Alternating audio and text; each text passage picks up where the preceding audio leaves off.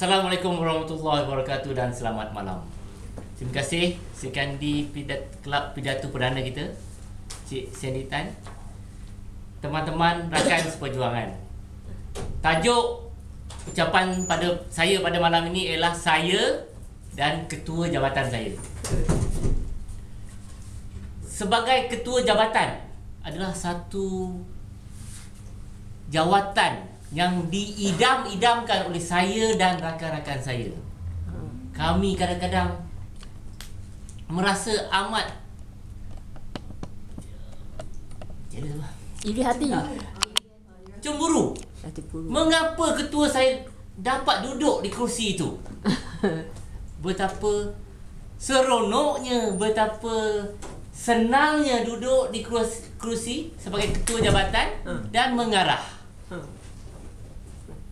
Tetapi saya dan rakan-rakan saya amat marah kepada ketua jabatan saya kerana yang pertama, beliau ni tidak mendengar. Bila kita bercakap dengan dia, bila kita memberi laporan kepada dia, dia tidak mendengar. Bukan dia pekak. Kadang-kadang bila kita memberitahunya, di tengah jalan dia membuat benda lain. Bila kita bagi tahu A, baru sampai B, dia dah tanya soalan untuk D. Ini menunjukkan dia tidak mendengar, tak ambil kisah apa yang kami nak sampaikan. Jadi ini yang saya dan rakan tidak puas hati. Tetapi kalau jika saya diberi peluang sebagai ketua jabatan, saya akan mendengar, akan lebih prihatin kepada anak-anak buah saya. Mendengar adalah perkara asas sebagai seorang ketua.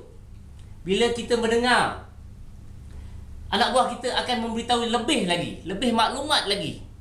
Bila ketua tidak faham, dia akan bertanya, meminta penjelasan lebih lanjut apa yang nak diterangkan.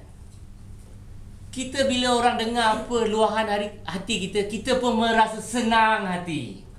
Kita tidak tertekan. Tetapi kalau dia tu buat macam orang pekak, kita rasa tertekan, rasa tidak puas hati. Perkara kedua yang kami tidak puas hati pada ketua kami ialah ego beliau yang tinggi. Beliau merasakan beliaulah raja dan kami ni hamba-hamba. Buat kerja, apa yang dia cakap kena buat. Masa tu juga buang apa perkara-perkara yang kita lakukan. Anak sakit, datang kerja. Beliau bila menyuruh, terutama pada kerani, seperti orang suruhan, cepat faxkan dokumen ini, buat air, macam orang suruhan. Tetapi jika saya memegang jawatan tersebut, saya akan membuang segala ego saya.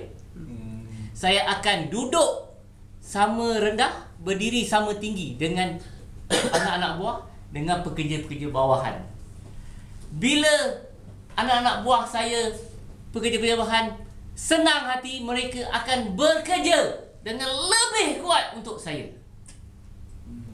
Sebaliknya, jika saya ni menunjukkan saya bos, awak semua orang pekerja-pekerja bawahan, kita tidak membuat kerja kita dengan ikhlas, buat kerja pun separuh jalan, tidak dengan sepenuh hati. Ketiga, apa yang kami tidak puas hati pada ketua jawatan kami, beliau sering saja menakut-nakutkan kami.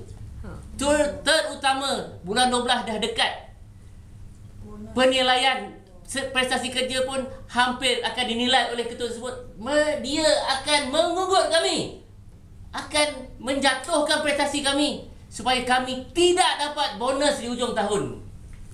Ini kami tidak puas hati. Tetapi kalau saya ketua, saya akan berlaku adil. Yang kuat bekerja akan dapat habuannya. Yang tak kuat bekerja, saya akan bimbing supaya beliau lebih kuat bekerja, supaya sama-sama prestasi kerja masing-masing meningkat naik tinggi dan semua orang dapat bonus di hujung tahun. Itulah perkara-perkara yang saya tidak puas hati pada ketua saya, dan jika saya diberi peluang, saya akan membuat 3 perkara tersebut. Saya akan jadi pendengar yang prihatin, saya akan buang ego saya bersama-sama pekerja saya, dan saya tidak mengugut pekerja-pekerja saya untuk bekerja kuat. Sekian, terima kasih.